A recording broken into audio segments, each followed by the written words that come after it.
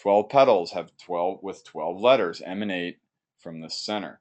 Bahir Matra, 12 external goddesses.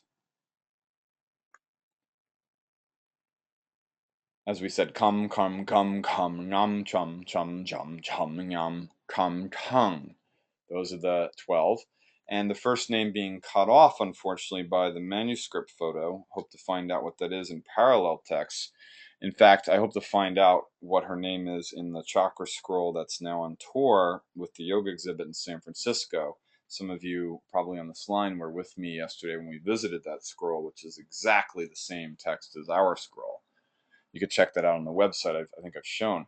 But we move on then with the second, which go with, I didn't, oh yeah, I do have them here. Okay, so Kam we don't have. Kung is Tejasa, she who embodies that heat, the heat generated in breath pause. Kam Tapani, she who creates heat, she who, it's almost a synonym. We could look at Tapani as also she who embodies heat or creates heat. And then in that case, Tejasa could be she who is the light, right? The flame itself. So these could be taken a couple different ways.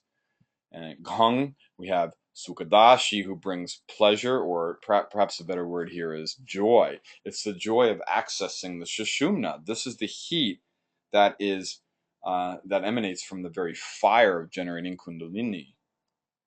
So all these heat metaphors. Nang Chaitanya, she who embodies awareness. Chum Shiva, with the feminine ending. All of these are feminine, obviously. Mothers. She who is auspicious. The auspicious moment of Kaluttara and breath pause. Beautiful. Then Chum, wherein it's not just the regular word Shakti, but this is a long so it changes the meaning a bit to be not just power, Shakti with a short A, but Shakti, she who is empowering. Literally, the syllable Chung meditated on in this. In fact, here it is, right here. This is C with an H here. Chung is Shakti. Here is Chum, Shiva, Nyam, Chaitanya, and then the bottom one there, Jum, Uma. But this sense of Shakti, she who is the empowering agent, the agency of your own conviction, your own courage, that which stimulates the fusion of the two breaths, even that has a power, right?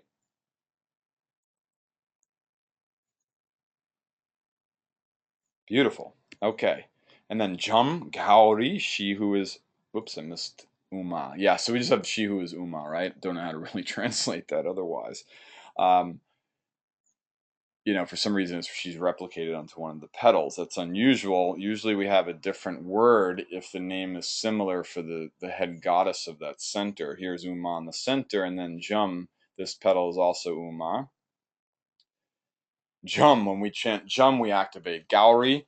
That is to say, that shining presence of the soul, the bee getting ready to take flight from when we release breath pause with the mantras in the heart. Nyang, like the Spanish señor, this particular nasal. Mataraha, she who is maternality herself, the mothering presence of self-love that is part of our very fabric, our very being. When we turn into the mother, we realize that she is the one we're looking for. The one we're looking for in all life aims is the one who is looking. It's that feeling of being held, embraced, loved. And in that sense here, it is the one's very heart, literally where we find this expression of the goddess of Uma as Matara, that mother, that maternal power who guides you, soothes you, gives you the wisdom of which path to take, and particularly how to master the visuals and so forth of the breath pause in Anāhata chakra.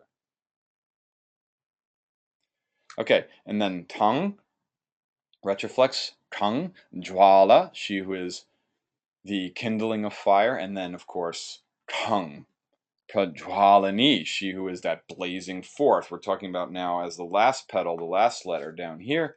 Here is, where am I? Yeah, here is tongue. This is tongue, Nyang, and Chang.